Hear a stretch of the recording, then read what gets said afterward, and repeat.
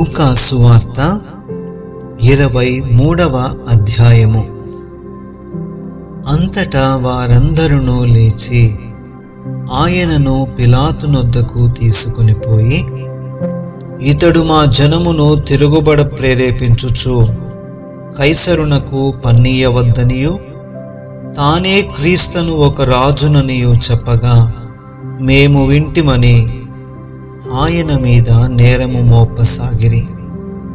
పిలాతు, నీవు యూదుల రాజువా అని ఆయనను అడుగగా ఆయన, నీవన్నట్టే అని అతనితో చెప్పెను. పిలాతు ప్రధాన యాజకులతోనూ జనసమూహములతోనూ ఈ మనుష్యుని యందు నాకు ఏ నేరము కనబడలేదనెను. అయితే వారు, ఇతడు గలిలయ దేశము మొదలుకొని ఇంతవరకును యూదయ దేశమందంతటా ఉపదేశించుచు ప్రజలను రేపుచున్నాడని మరింత పట్టుదలగా చెప్పిరి. పిలాతు ఈ మాట విని, ఈ మనుష్యుడు గలిలయుడా అని అడిగి, ఆయన హేరోదు అధికారము క్రింద ఉన్న ప్రదేశపు వాడని తెలుసుకొని హేరోదునొద్దకు ఆయనను పంపెను. హేరోదు ఆ దినములలో యెరూషలేములో ఉండెను. హేరోదు యేసును చూచి మిక్కిలి సంతోషించెను. ఆయనను గూర్చి చాలా సంగతులు విన్నందున ఆయన ఏదైనను ఒక సూచక క్రియ చేయగా చూడ నిరీక్షించి బహుకాలము నుండి ఆయనను చూడగోరెను. ఆయనను చూచినప్పుడు చాలా ప్రశ్నలు వేసినను ఆయన అతనికి ఉత్తరమేమీయూ ఇయ్యలేదు. ప్రధాన యాజకులను శాస్త్రులను నిలువబడి ఆయన మీద తీక్షణముగా నేరము మోపిరి. హేరోదు తన సైనికులతో కలిసి ఆయనను తృణీకరించి అపహసించి ఆయనకు ప్రశస్తమైన వస్త్రము తొడిగించి పిలాతునొద్దకు మరల పంపెను. అంతకుముందు హేరోదును పిలాతును ఒకనికొకడు శత్రువులయ్యుండి ఆ దినముననే ఒకనికొకడు మిత్రులైరి. అంతటా పిలాతు ప్రధాన యాజకులను అధికారులను ప్రజలను పిలిపించి, తిరగబడునట్లు చేయుచున్నాడని మీరీ మనుష్యుని నా యొద్దకు తెచ్చితిరే. ఇదిగో నేను మీ ఎదుట ఇతనిని విమర్శింపగా మీరితని మీద మోపిన నేరములలో ఒక్కటైనను నాకు కనబడలేదు, హేరోదునకు కూడా కనబడలేదు. హేరోదు అతని మా యొద్దకు తిరిగి పంపెను గదా. ఇదిగో మరణమునకు తగినదేదియో ఇతడు చేయలేదు. కాబట్టి నేనతనిని శిక్షించి విడుదల చేయుదునని వారితో చెప్పగా వారందరూ, వీనిని చంపివేసి మాకు బరబ్బను విడుదల చేయమని ఏకగ్రీవముగా కేకలు వేసిరి. వీడు పట్టణములో జరిగించిన ఒక అల్లరి నిమిత్తమును నరహత్య నిమిత్తమును చెరసాలలో వేయబడినవాడు. పిలాతు యేసును విడుదల చేయగోరి వారితో తిరిగి మాటలాడినను వారు, వీనిని సిలువ వేయుము, సిలువ వేయుము అని కేకలు వేసిరి. మూడవ మారు అతడు, ఎందుకు? ఇతడు ఏ దుష్కార్యము చేసెను? ఇతని యందు మరణమునకు తగిన నేరమేమియూ నాకు అగపడలేదు గనుక ఇతని శిక్షించి విడుదల చేతునని వారితో చెప్పెను. అయితే వారేక పట్టుగా పెద్ద కేకలు వేసి వీనిని సిలువ వేయుమని అడుగగా వారి కేకలే గెలిచెను.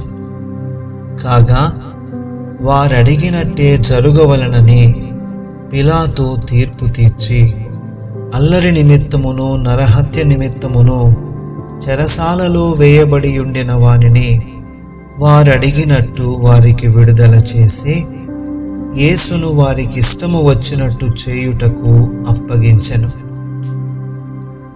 వారాయనను తీసుకొని పోవుచుండగా పల్లెటూరు నుండి వచ్చుచున్న కురేనీయుడైన సీమోనను ఒకని పట్టుకొని యేసు వెంట సిలువను మోయుటకు అతని మీద దానిని పెట్టిరి.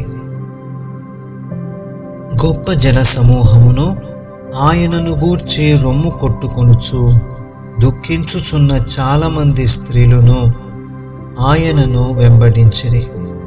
యేసు వారి వైపు తిరిగి, యెరూషలేము కుమార్తెలారా, నా నిమిత్తము ఏడ్వకుడి, మీ నిమిత్తమును మీ పిల్లల నిమిత్తమును ఏడ్వుడి. ఇదిగో, గొడ్రాండ్రును కనని గర్భములను పాలీయని స్తనములను ధన్యములైనవని చెప్పు దినములు వచ్చుచున్నవి. అప్పుడు మా మీద పరుడని పర్వతములతోనూ మమ్ము కప్పుడని కొండలతోనూ జనులు చెప్పసాగుదురు. వారు పశ్చిమ్రానుకే ఇలాగు చేసిన ఎడల ఎండిన దానికేమి చేయుదురో అని చెప్పెను. మరి ఇద్దరు ఆయనతో కూడా చంపబడుటకు తేబడిరి. వారు నేరము చేసిన వారు.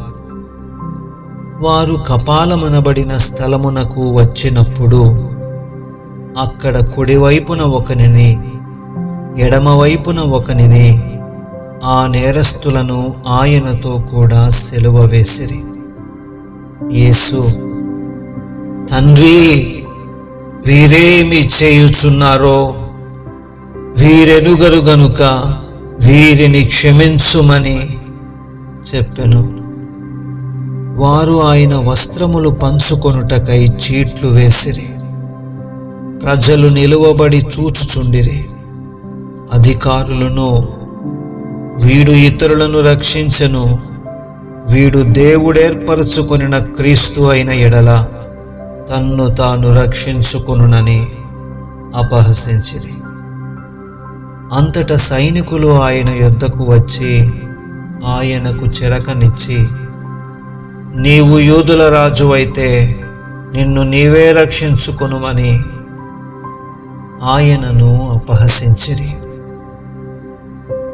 ఇతడు యూదుల రాజని పై విలాసము కూడా ఆయనకు పైగా వ్రాయబడెను. వ్రేలాడవేయబడిన ఆ నేరస్తులలో ఒకడు ఆయనను దూషించుచు, నీవు క్రీస్తువు గదా, నిన్ను నీవు రక్షించుకొనుము, మమ్మును కూడా రక్షించుమని చెప్పెను. అయితే రెండవ వాడు వానిని గద్దించి, నీవు అదే శిక్షావిధిలో ఉన్నావు గనుక దేవునికి భయపడవా?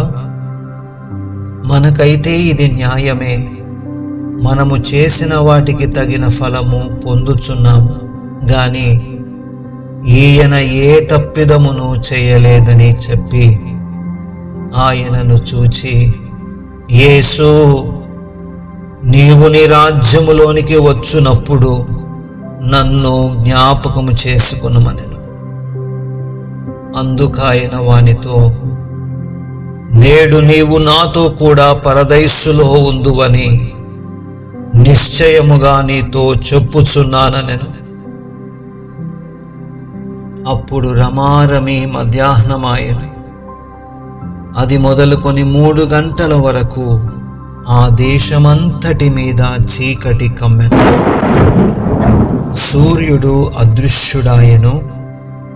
గర్భాలయపు తెర నడిమికి చెనిగెను.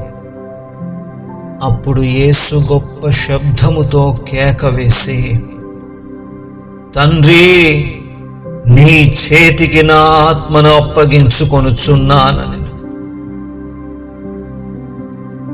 ఆయన ఈలాగు చెప్పి ప్రాణము విడిచెను. శతాధిపతి జరిగినది చూచి, ఈ మనుష్యుడు నిజముగా నీతిమంతుడై ఉండెనని చెప్పి దేవుని మహిమపరచెను. చూచుటకై కూడి వచ్చిన ప్రజలందరూ జరిగిన కార్యములు చూచి రొమ్ము కొట్టుకొనుచు తిరిగి వెళ్ళిరి.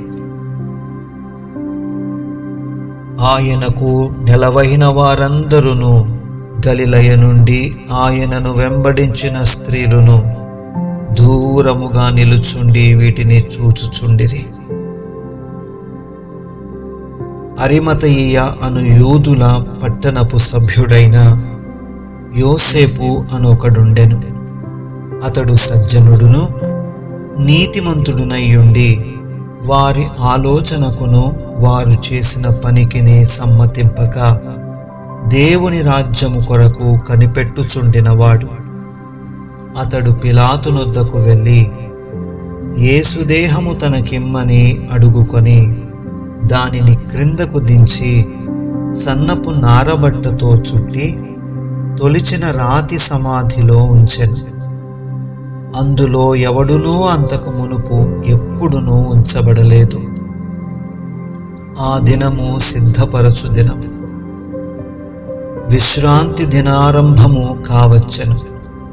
అప్పుడు గలిలయ నుండి ఆయనతో కూడా వచ్చిన స్త్రీలు వెంట వెళ్ళి ఆ సమాధిని ఆయన దేహము ఎలాగుంచబడెనో చూచి తిరిగి వెళ్ళి సుగంధ ద్రవ్యములను పరిమళ తైలములను సిద్ధపరచి ఆజ్ఞ చొప్పున విశ్రాంతి దినమున తీరికగా ఉండిరి. ఆమేన్.